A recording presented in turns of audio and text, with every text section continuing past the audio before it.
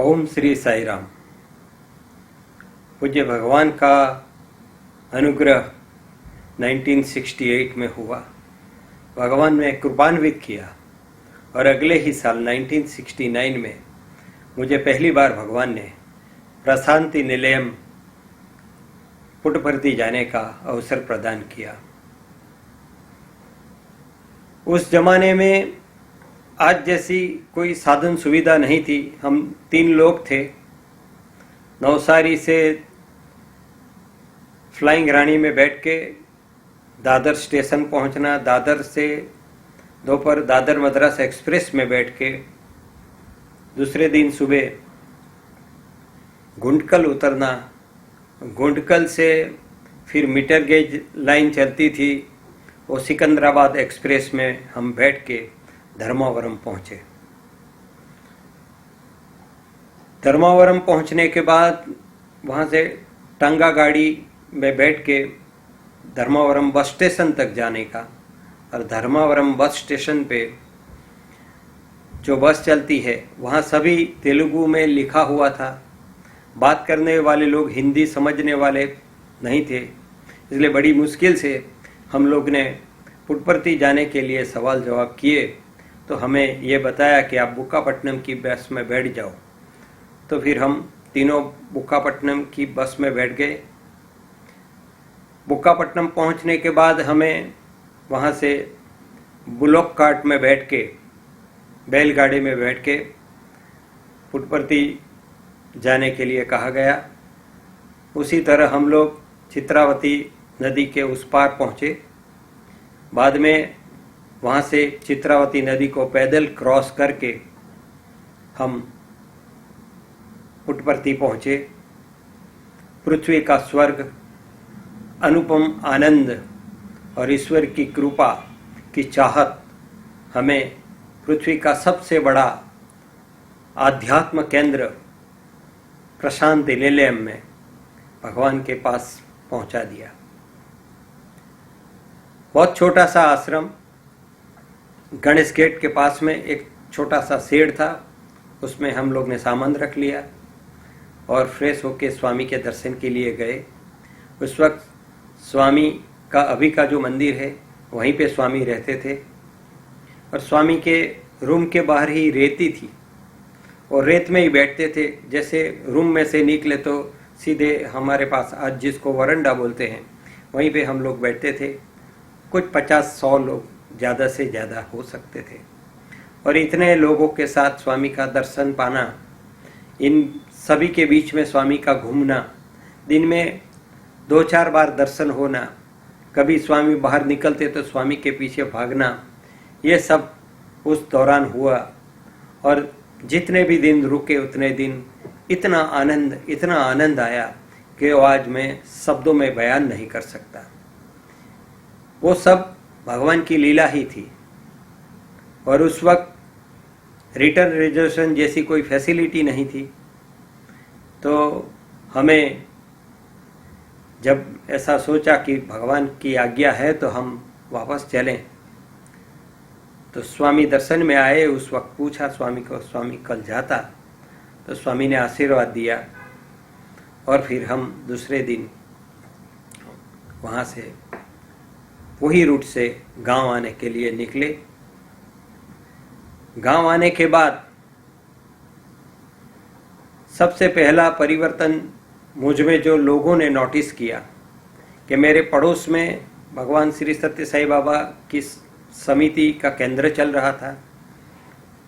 वहाँ हर रविवार को भजन होते थे और ज़्यादातर मैं फिल्मी गाने गाने वाला ऐसा लोग कहते थे। तो मेरे मुंह से सब भजन निकलने लगे। तो जो अंकल थे उन्होंने मुझे बोला कि एक ही मुलाकात में कितना परिवर्तन। जो हर वक्त फिल्म का गाना गाता था वो आज सिर्फ और सिर्फ भजन गाने लगा। क्यों आप गुरुवार के दिन हमारे यहाँ भजन में ना आते? और मैंने गुरुवार के दिन भजन में जाने का शुरू किया। मैं वो समिति का एक पार्ट बन गया। फिर मेरे साथ जितने भी युवा मित्र थे उन लोगों के साथ ये सब बात शेयर करके हम लोग ने एक संगठन बनाया। 16 लोग थे हम लोग, और फिर हमने विधिवत सेवा दल ज्वाइन करने की तालीम की। आज जैसा नहीं, उस वक्त सेवा दल में सेवाकीय प्रवृत्ति की नोट की जाती थी, भजन में कितनी उपस्थिति है उसकी नोट की जाती थी, फर्स्ट एड तालीम कंपलसरी थी।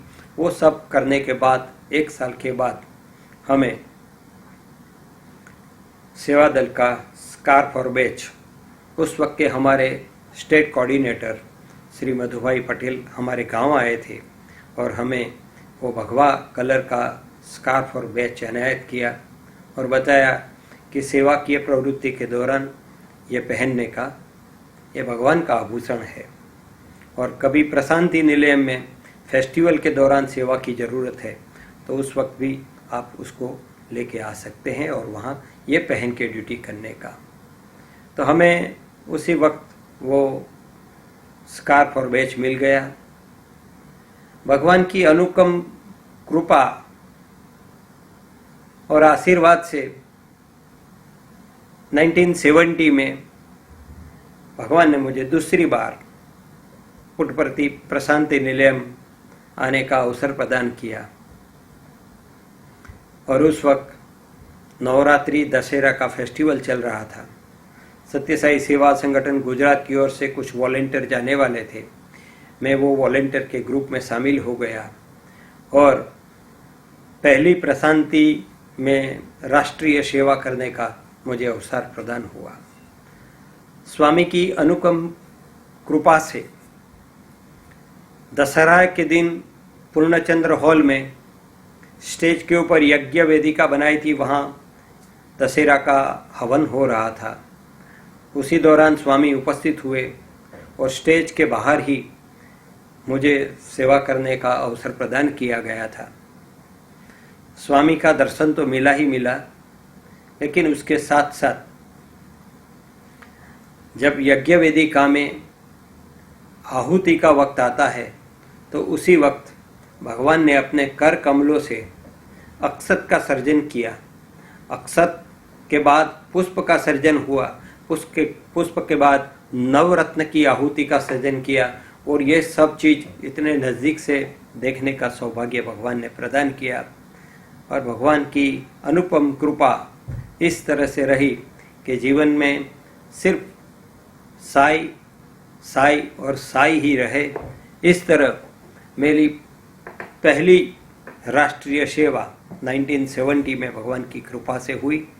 उत्सव खत्म होने के बाद भगवान के आशीर्वाद लेके हम वापस गांव आ गए और यहाँ की प्रवृत्ति में और वेग आया और एनर्जी आई, और ये सब चीज़ हमने गांव वाले लोगों से की, आसपास के गांव में भी शेयर की कि भगवान की, और इस तरह से धीरे धीरे संगठन में भी वृद्धि होने लगी और भगवान ने ऐसे मौके बार बार दिए।